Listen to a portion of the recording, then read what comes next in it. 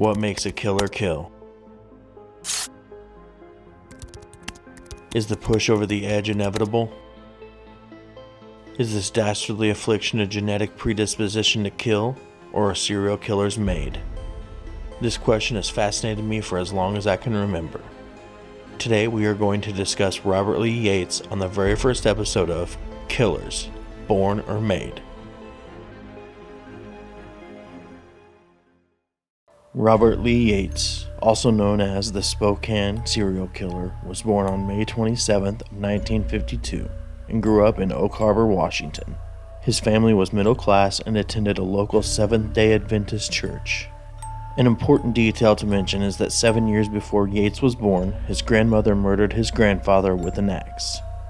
Not much is known about the crime, but it is more than likely that this murder committed by his grandmother sent an intergenerational message through the family. Women are dangerous. Robert had an unusual relationship with his mother while growing up. She was very much a dominant, authoritarian type of mother. On top of this, at age 6, he was molested by an older neighborhood boy. In his early teens, Robert was said to be intelligent, athletic, and regularly went to church at his parents' church, the Seventh-day Adventist. But by the time Robert turned 16, he had become moody and violent. At 18 years old, Robert graduated from Oak Harbor High School in Whidbey Island, Washington. He entered into Skagit Valley College directly after and earned his 2-year associate's degree. From 1972 to 1974, he married and divorced Shirley Nylander, attended college at Walla Walla, and attempted to marry a second woman, Linda Brewer, but was unable to because his first divorce was not finalized.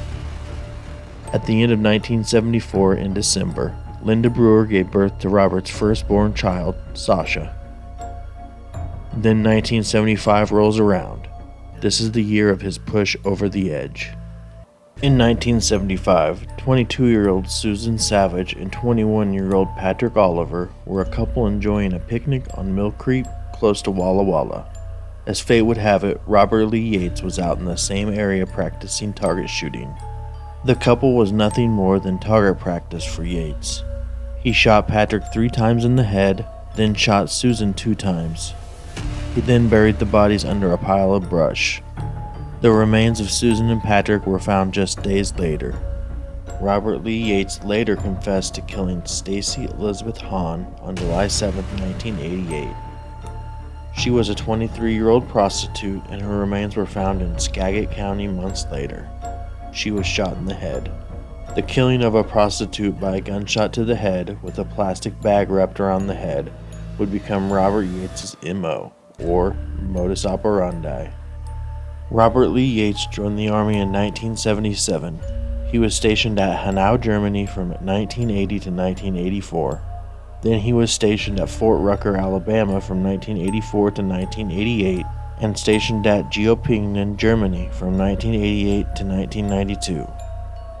For anyone to be able to escape this brutal killer's grasp would be a miracle. On August 1st, 1998, Yates picked up Christine Smith, a 32-year-old woman, and shot her in the head. Fortunately, she survived and made a full recovery, being able to identify Yates to the police in 2002. One of the most disturbing things about Robert Lee Yates is that he could go from having a completely normal family life with 6 kids, a wife, and a job with the Army, then in an instant he could perform the most unimaginable horrors on these poor women. I will not go into gruesome details, but I will say that necrophilia was not even off the table with Robert Lee Yates. Here is a list of the victims and the date their remains were found. Robert Lee Yates was convicted of killing 15 women and 1 man and attempted murder of 1 woman.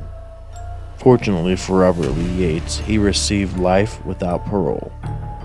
With this being said, I ask, was Robert Lee Yates born or made into a serial killer?